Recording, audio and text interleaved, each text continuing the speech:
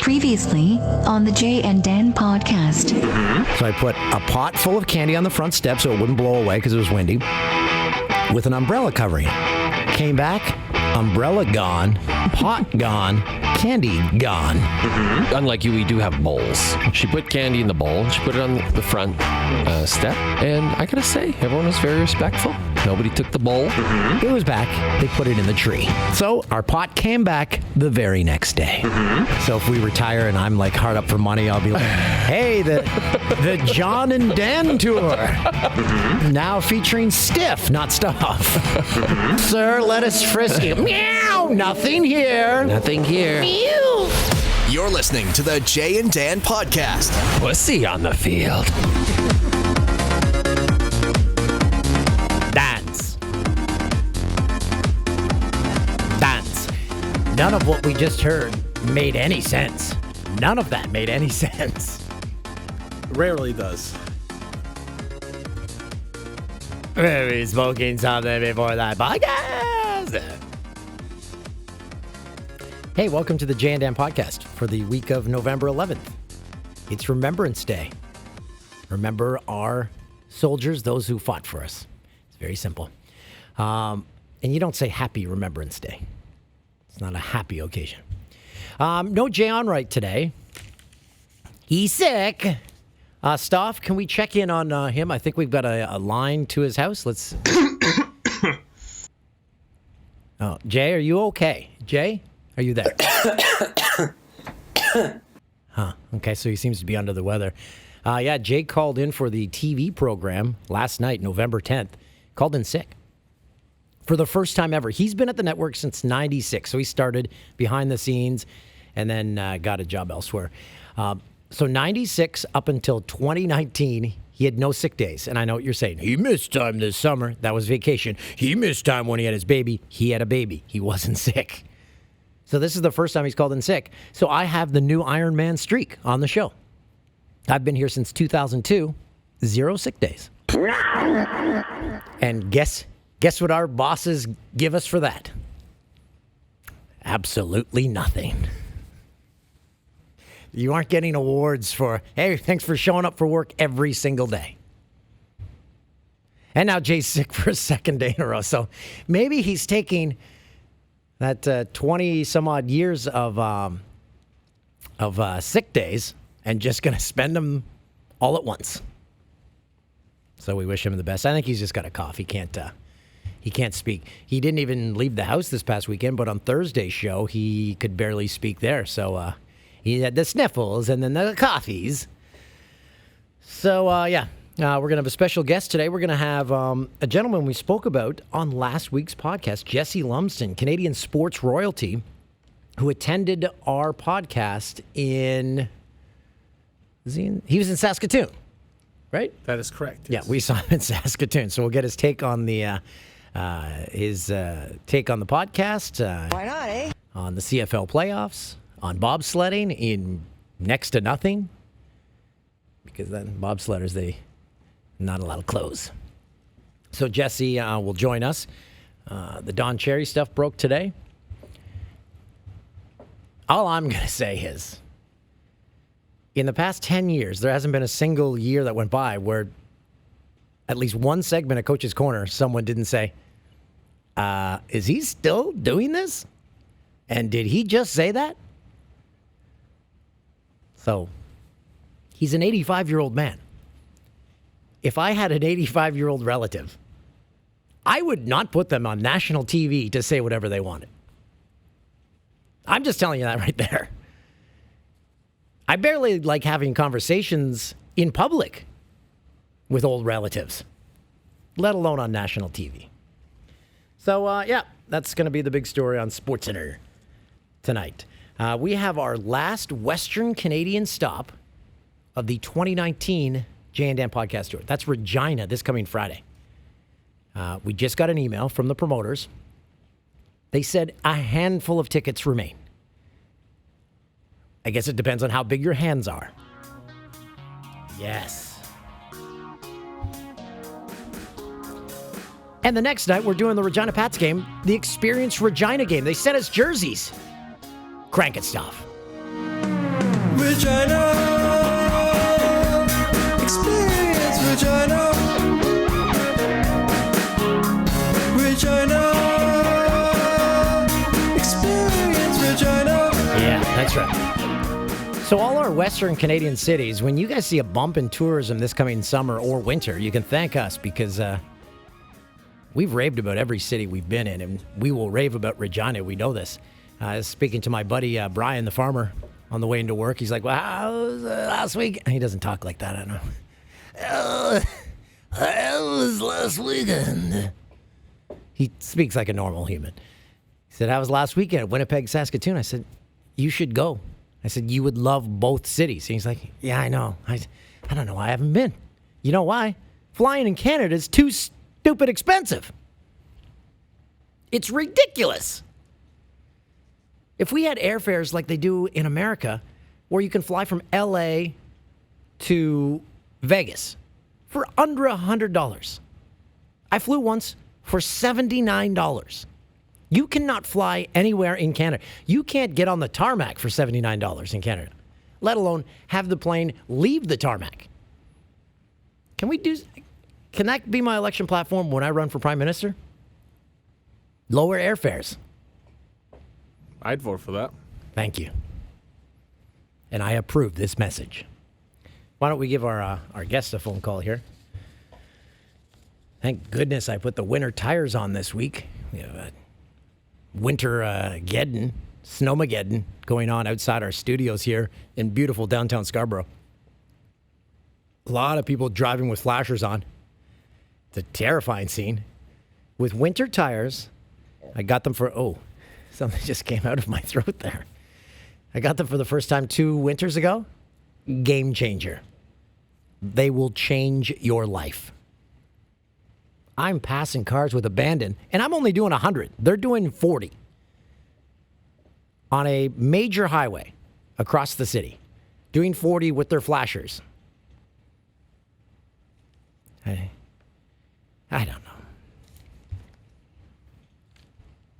I think guest office. Ring-a-ding-a-ling. And we'll see where Jesse is right now. I don't even think we asked him what he was doing in Saskatoon. He just sent us a message. I saw you're in town. So Jesse Lumsden has been in the Olympics, had a sniff of the NFL, played in the CFL, and he is joining us now.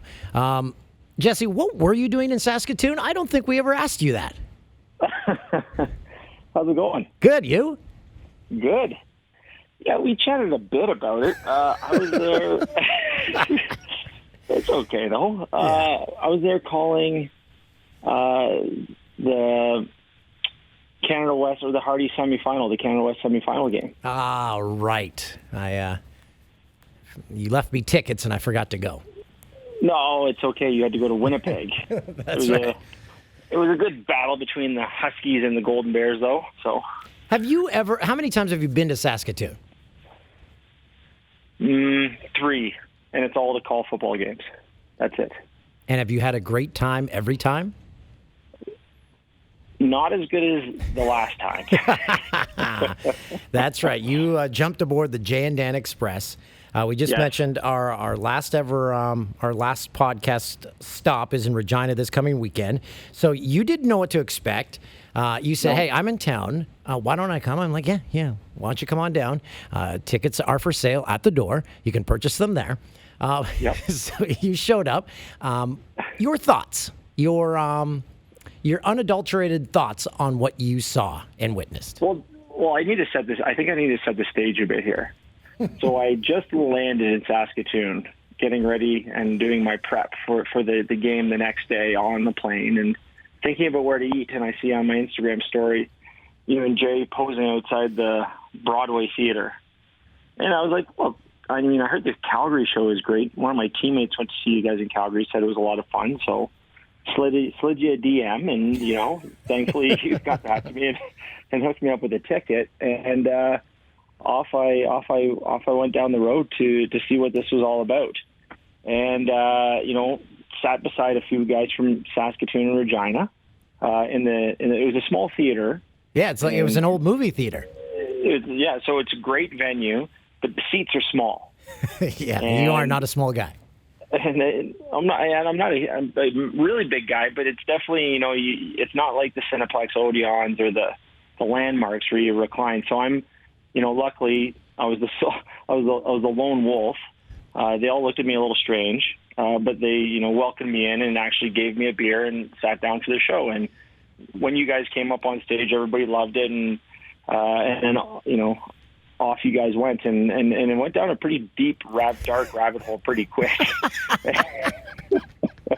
And I didn't know what to expect. I had no expectations going in. So, I like I said, and you said, I hopped aboard the Jay and Dan Express and just went along for the ride. Yeah, so great. We don't know. We have no roadmap for the evening where it's going to take us. Sometimes we don't know how we're going to get back on track, but we eventually do. I think at one point you just said, well, we should probably start the show. And that's when How was so you were in the thick of it. We always remark on the amount of alcohol consumption at our shows. Did you witness alcohol being consumed at a copious rate? Yes, yeah. The fellow beside me, bless his heart, he was from Regina, and he went. We all have that friend where it's, they're tipsy and they're having a good time, but they're a little loud. And, they're one shot or one IPA away from just sliding completely downhill. Well, that was my new buddy to my left, and he went downhill in a hurry.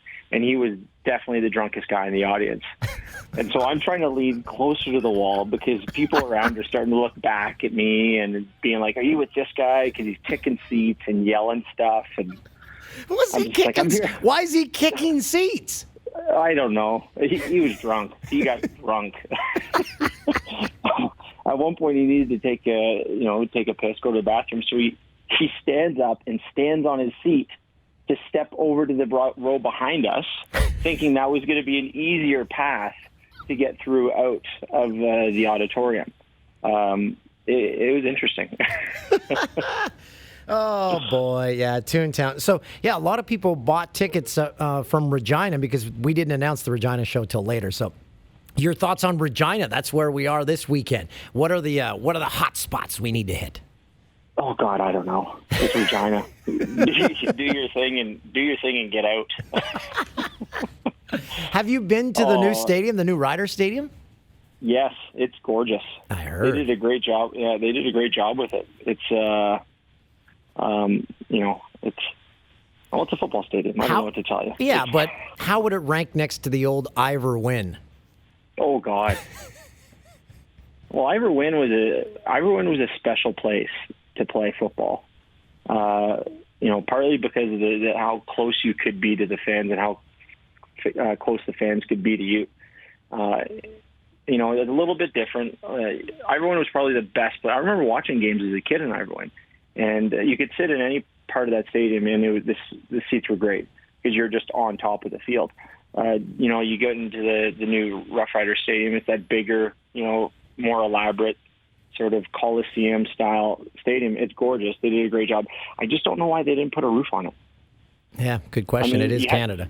Well, that would probably add a lot of dollars, obviously. Yeah, but I don't think it was a cheap ticket to begin with. I mean, it's not like you're in Regina. If it's time to put a roof on it. There's the slogan for Regina. Regina, it's time to put a roof on it. Getting back to Ivor Wynn, I remember hearing Henry Burris remarks on the closing of the stadium, and he told the story. He's like, as the quarterback, you'd always have to give the last interview, like you're the last one talking to the media. And he said, maybe this is true or not, he said by the time he got to go into the shower after speaking to the media, he said the water from the shower was up to his knees because there was a slow drainage or something. And just imagine an entire football team's filth that you're standing in to try get clean. Oh yeah, it was old. They tried to throw a little lipstick on it, but it was still the same old Ivor Wynn. And so the old pipes, old doors, old whatever, I'm sure. I wouldn't be surprised if, that was the case. And yeah, that'd be pretty gross. It wasn't the prettiest place to play, but it was a fun place to play, and the fans were great. Yeah. Unless you were getting your asses kicked, which we did a lot of back then, and then they were relentless.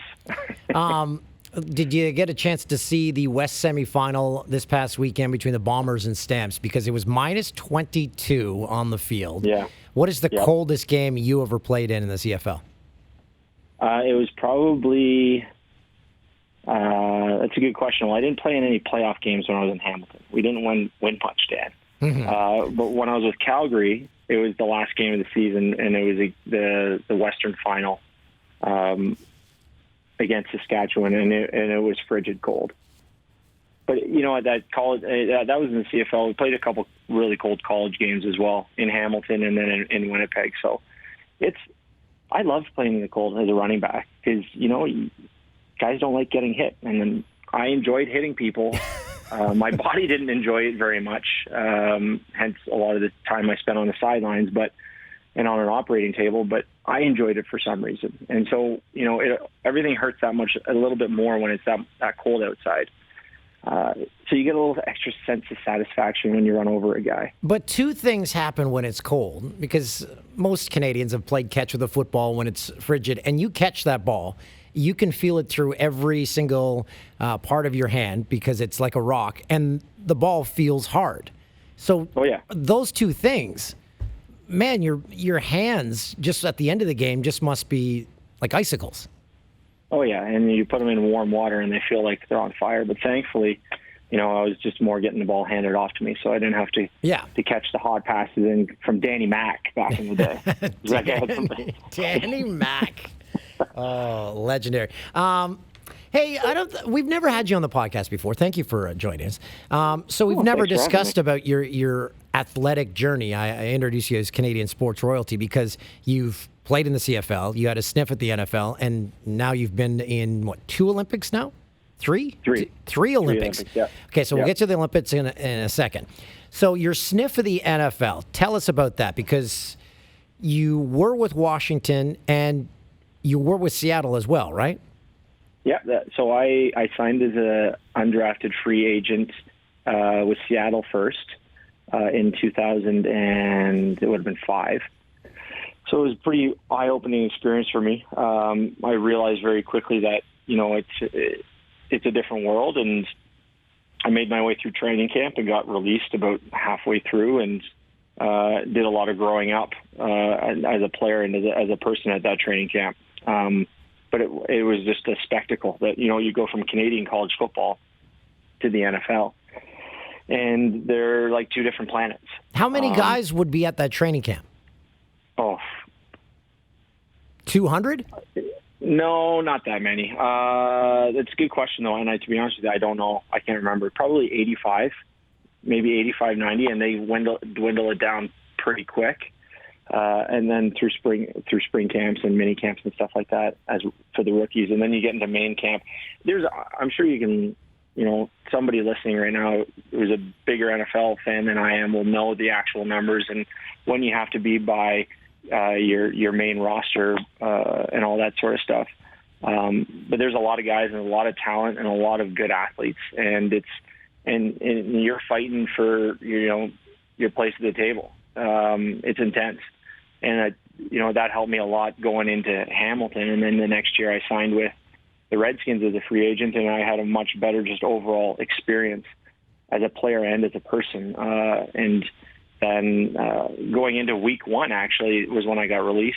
Clinton Portis got hurt going into that week, and it was myself, Liddell Betts, and Rock Cartwright in the running back position, and they said that they weren't going to go into the season. They weren't sure if Clinton was going to be injured for long, so they signed TJ Duckett. And then I got bumped off the totem pole after day 1 of week 1. And that's just how it goes. So, and they didn't put you on the practice roster? No, they ended up taking a fullback that was on the practice roster from a year before. He had a year under his belt. He was a proven guy, and so it was.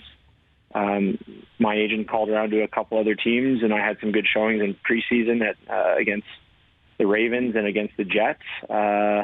but they had already solidified the rosters. And again, an unknown guy. It just so I hopped in my car and drove back to Hamilton, and I think I was on the field a week after that. So you mentioned the practice roster. Well, I did in the NFL, and people hear that and they're like, well, why would you want to play on the practice roster? But the practice roster salaries are a lot of the times better than the CFL salaries.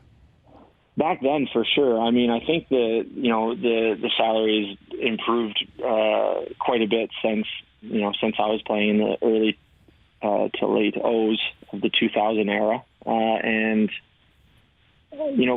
practice roster, you can make a solid living, and it's just whether you want to be, you're day in day out, you're on scout team, and you're just breaking your balls and breaking yourself to get the team ready. It's like Rudy, except you're getting paid a lot of money to be Rudy on the field. Yeah. But it's a selfless position for sure, and it really is in hopes of that you will get an opportunity to crack the roster. Would I have taken that practice roster spot if it was offered to me? Probably. That was where I wanted to be at the time. And then after getting released and then getting back to Hamilton, that's when I realized I just wanted to play football. Yeah. And Hamilton was a great place to be, and it was a great organization. Even though we weren't winning a ton of games, it was a great organization to be a part of, and finished out that season, and then got hurt for the first time really in my career the following season. The last question about the NFL: what surprised you more about the NFL experience and the players, the size or the speed? The size, I think, because the speed is a big misconception. And, people kind of look at me funny when I say that, but I look at the CFL and I look at the speed of playing the CFL, and I actually think in some cases it's faster because you generally have smaller athletes on the field. It's like if you hear the singing in the background, that's my daughter. She's that's all good. Cranking off some Lionel Richie. But it's like taking a CFL field and then fold it in half, turn it into a rectangle, and that's the size of the field you play on in the NFL. The holes open and close that much quicker. The sidelines come up to you that much quicker. It's just a smaller surface. So on TV, it looks like it's a lot faster, but in fact, it's pretty similar. And I would, again, give the nod to the CFL and the difficulty of the CFL with the ability to utilize waggle and motion from a defensive perspective, at least. But the size is definitely, the old linemen down there are all 6'6", 6'7", 300 plus pounds. The linebackers are built like CFL D linemen. DBs, you can get some. I mean, we've had some CFL guys go down as a DB. Brandon Browner is a good example, who's my size and he's playing cornerback. So it's that definitely was the big eye opener. So your CFL experience, filled with injury. Yeah. What are the takeaways when you look back at your CFL career and you say, I will always remember that, I'll always remember that, and I don't miss that? I don't miss. This is a podcast, right? Yes. I mean, so I don't miss like in all sport. It comes in every sport at every I'm glad level, you just realized what you were on. Thank you I for. just wasn't sure. No, it's all good. Okay, Well, so continue. I know it's a podcast. Oh yeah, but I you know can it's swear. Okay, well there you go.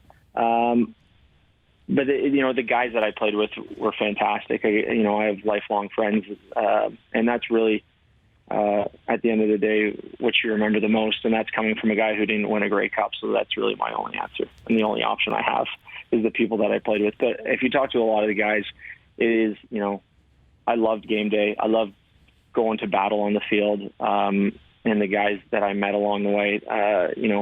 I keep in touch with a lot of them still because they're just great people, and you're able to form that bond and a relationship with a lot of them. And in the CFL, you get to have a lot of fun doing it, which is great. So a lot of fun memories, a lot of crappy memories too with the injuries. And how is your body now? Some of it's okay, some of it sucks. We're getting through. Like your shoulder still issue probably? Yeah, my shoulder's that's probably the number one issue. I had 3 surgeries on it. I might need another one to clean it up a little bit. So just trying to work my way around that as best as possible. But had my knee done as well. My knee feels great. thankfully, because going into almost a decade of bobsleigh, that would have caused some grief for sure. So you go from the CFL, playing football, to an Olympian. Do you make that call to Bobsled Canada? Do they call you? How does that begin? Yeah, that was, interesting. So this was in 2000 and going into the 2009 season, I was going into free agency, and I got a call from a guy by the name of Matt Hindle, who is the high performance director. And they had excess cash to spend because the 2010 games was coming up, so they had some better funding, and so they were doing a bit of they called it a blue chip recruiting camp, when they were bringing a handful of athletes that have sort of checked the boxes of the physical attributes you need to be a good bobsleigh crewman or a push athlete, whatever you want to call us. And so I was looking at it like, well, I got to stay focused on football. It was actually my dad who said, don't be a fool. Go out there for 2 weeks. You're going to train with some world-class athletes. You get away from this football. It's going to make you a better athlete, and you never know what can happen. So, thankfully, cooler heads, and with my dad, I was actually in his kitchen when I was on the phone with him, and he was there to kind of show me the door and push me through it a little bit, because when I got there, I realized this was such a unique opportunity. The one thing I was always envious of other Canadian athletes is in football, you don't necessarily really get to represent your country. And I always thought that was the best thing, the best, uniform you could ever wear. Yeah, the Olympic experience. Jay and I, we've broadcast we did Vancouver, we did Sochi, we did London, and we just did South Korea. So we've done 4. And we do it as broadcasters, but we immerse ourselves in the entire experience. I can't imagine what it's like to be an athlete in that, because each one I come away from and I say to myself, I can't possibly like a sporting event more than the Olympics. Yeah, it's awesome. It's just, you get the world together, you get some extraordinary people doing extraordinary things, but you get like these very, very cool stories that go along with it. And it is, I've always loved how Grey Cup Week brings everybody from Canada together to celebrate and have a great time. The Olympics brings the world together to do that. And you and I chatted about it a little bit in Saskatoon, just how much fun you can have and with how many people you meet. And you guys did I didn't see much of the Fox broadcast you guys did in Sochi, but when you were in Korea, everybody was tuning in to see what you guys were doing. And it looked like you guys were having more fun than most of the people that went there to party. Well, we had a blast because Canada House, we've mentioned this before in the podcast, it's where all the athletes and their families hang out. Before those were the only people allowed. Now you can get tickets, you can go hang out, and it becomes a Canadian island at the Olympics. You see the same people every day. You ask them about their day. You become a Canadian family. Everyone that's there at the Olympics. You nailed it right there. And, it's funny because you go into Canada House and then all of a sudden the Arkells get flown in and they're playing a concert and you're there with, other athletes and then some parents of athletes, and you're all having a few beers and jamming out in a rock band in Pyeongchang, Korea. I know. So where else in the world can that happen? It's such a this epic randomness, and everybody just has a great time doing it. You mentioned Arkells. We had to leave the day before they were to arrive, and you mentioned that band. Today I received this text. Hey Dan, Max from Arkells. We're in Peterborough Friday. If your fam is around and keen for a show, we'd love to have him out. So I said, Max, you son of a what a great text to get. I really appreciate the offer, but we're in Regina Friday for our podcast tour. This is a massive bummer. He responded with, well, I wasn't inviting you. I was inviting your family. Remember them? He's a beauty. Yeah. He was at Mac when I was at Mac, and we've got to know each other a little bit. And I've fanboyed as they've grown and done their thing. And actually, one of the first dates I took my wife on was at my wife concert at Mac Hall. My wife, yes, my wife. My Yeah, wife. the beauty. Oh, there it is. Thank you. What's your top speed you've reached in a bobsled? 156 kilometers. an hour. 156. And you've been in one that's flipped. I've been in about 15 crashes. They crash quite often. So when that happens, what do you do? You tuck, hold tight, try to kiss the floor. It's literally what you try to do. Because thankfully, most crashes look worse than they actually are. But you just really try to get low, keep your head off the ice, keep your head from getting smashed into a short wall or something like that. And, there's this moment, there's like a fraction of a second. And after you've been in a few crashes, you kind of know this fraction of a second where everything just goes very quiet. And then all hell ensues. What's a better rush? A great run in the bobsled when you get to the bottom, you're like, oh my God, we were going the speed of light, or a great run where you peel off a touchdown or like a 40-yard run in the CFL. What is the better feeling where you're like, man, I wish I could just bottle this? That's a great question. The thing about bobsleigh runs, good bobsleigh runs, is you don't necessarily get to see it as a crewman, but you feel it and you see the time and you're like, that was awesome. And it is an adrenaline rush, but I'm going to have to go with the touchdown. Yeah. It's just seeing daylight when you're breaking through a hole and then, running down the field with your teammates and having people chase you and getting to that end zone. And it's pretty special. Speaking of touchdowns, we've shown it a million times on our show. The Kerwin Bell, where he scores the touchdown, spikes the ball, hits himself in the bag, then he falls over someone else. Have you seen that? I think so. Okay. I should have seen it. Okay, YouTube that tonight. A Kerwin Bell touchdown. It's the greatest highlight we ever show on our show. You know what I realized while doing this? I think you played the only two sports in which cowbells are prevalent in the stands at both. Yeah. And maybe if you were a downhill skier, that would be the third one. Yeah, I'm not doing that. That ain't happening. Those guys are friggin' nuts. Oh yeah, we've had Manny Osborne parody on here, and we're like, you are a millimeter away from crashing at all times in downhill skiing. The entire time. Yes. You're just on the verge of crashing. And they're going just as fast as, they're going 150 kilometers, but except they're on skis. See, those guys they do it for the rush, 1,000%. Oh yeah, there's a couple screws. I know Manny well, and he's held on by duct tape and surgical staples, and that guy is just he's an all-star across the board in every category. Yeah. And he's a hell of a ski racer, but holy smokes, Manny. It's terrifying. It is. What is the best bobsled track you've ever been on in the world? Because you've been on probably all of them, right? Just about. Haven't been on Nagano, and I haven't been on Cortina, Italy. That one got shut down. But St. Moritz is the best in the world, and it's in Switzerland. And the reason it's the best in the world is because they make it out of ice and snow every year. There's only two corners that are permanently fixed in as concrete. The rest is a new track every time you go, and it's through the forest. It's just a very, very cool experience. So it sounds like a toboggan run. It's like the best toboggan run you can ever go on, except if you crash because the ice, then it's a disaster. It's pebbly. It can burn you really, really badly. Don't crash. Everything else is smooth. Yeah, it's fantastic. And then you go to the top and have a little cappuccino at the Bob Bar and bask in the Switzerland chocolate and sunlight. Yes. Fantastic. Have you looked it up? Are you the only CFLer turned Olympian? Bobsledder? I don't think so.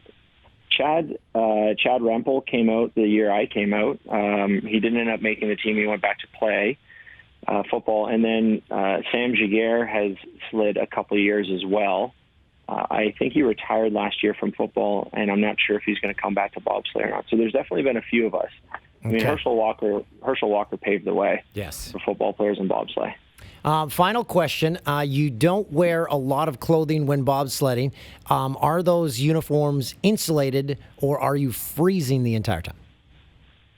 They're not insulated. It's just straight up Lycra. You wear a vest underneath that's made of Kevlar. It's called a burn vest to prevent, if you do crash. Usually don't wear it during races because of weight restrictions, but when you're in training, you wear a burn vest. So if you roll over and your shoulder's on the ice, it doesn't melt off essentially. But you're in a full snowsuit with your race suit underneath. You go to the start line, a green light goes off. You have 60 seconds to go. You peel off all your clothes quickly. You get in the sled. You're done in a minute, and you have a bag. Your adrenaline's pumping so much to the bottom, you can't even really feel the cold till you calm down. But you usually have a bag at the bottom waiting for you with more winter clothes, so you can throw it on pretty quick. So there are there's no heated seats in the bobsled. Oh God, no! You're sitting on carbon fiber and steel. Oh. It is as uncomfortable as it gets. And last question, I promise. How did they get the bobsleds from the bottom of the hill back to the top? A truck. A truck? Yeah. There's no elevator. No elevator. They throw them in a Dodge Ram. Usually like a big flat deck. In Oh. Russia, in Sochi, they were some sort of Cold War, Yeah. Unimog, some type of machine that I've never seen before and I never want to be in again. But yeah, just giant trucks. We have like these things that we call scabbards at the bottom. You put them over the steel runners that we slide on so we don't damage them. You slide it onto a truck, pile in, and back to the top we go.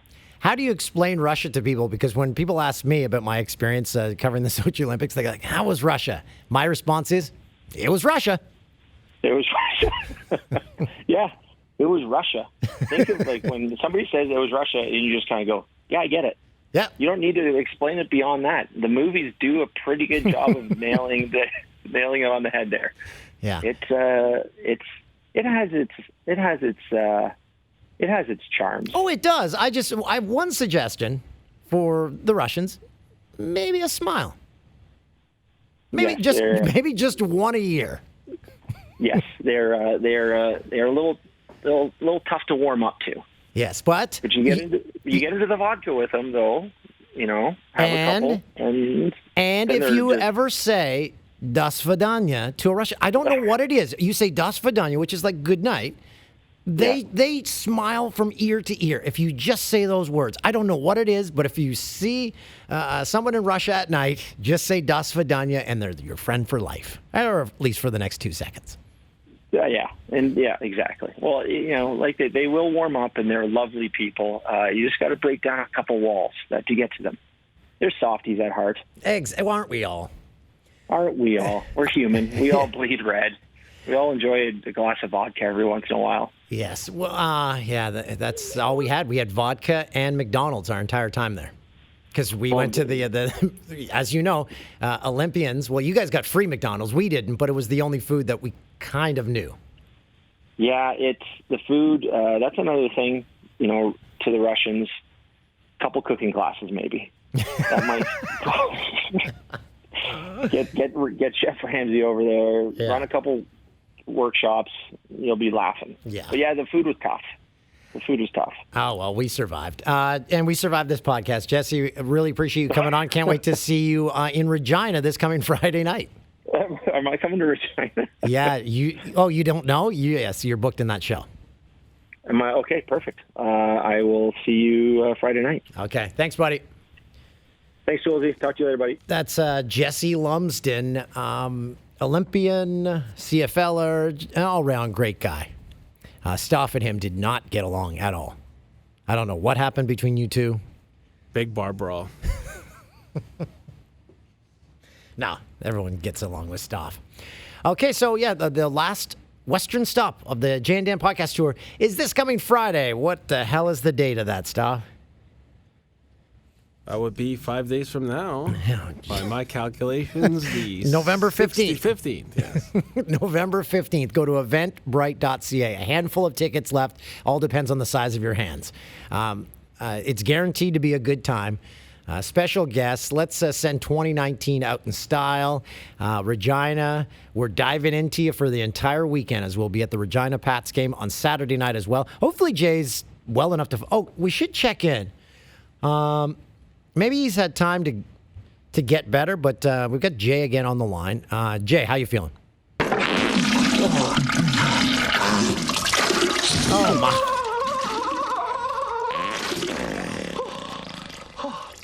Oh.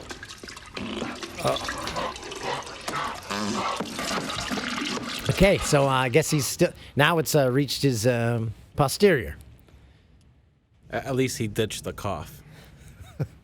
You know what I always find when you find yourself in that situation? You're like, well, I guess all the bad's leaving. A lot of it. Oh, Steph, I wanted to ask you about this. I got a lot of reaction to a tweet. I very rarely tweet anymore. But I was telling my daughters over breakfast, I'm like, you know what?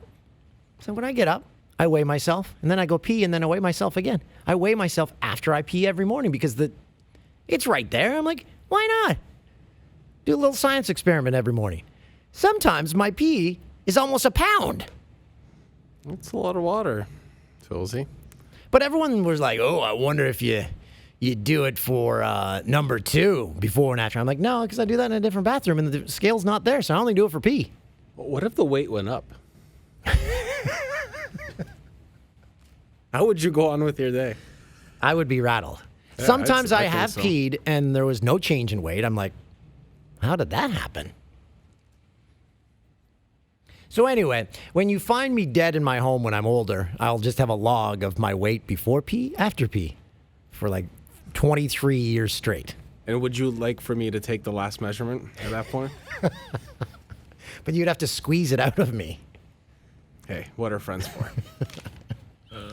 Stuff, you've never been to Regina, right? Not yet. All right. Here we come. Yeah, we got that primo 7 a.m. flight out of Toronto on Friday. Love it. After doing the show Thursday night, in which we don't leave this place until 1 a.m. So we will be primed and ready to go. Luckily, I have no problem sleeping on a plane. I think we've mastered that. Yes. Okay, so we'll see you, Regina. Thanks. Appreciate it. Jay will be in Regina. We guarantee it. We might have to weekend at Bernie's him, but he will be there. We'll get him there. Which would be great. Well, the show must go on, right? He's dead, but... and then you just backstage. Oh, Jay, you funny guy, you. Just got to play the hits. That's right. Okay, thanks. See ya.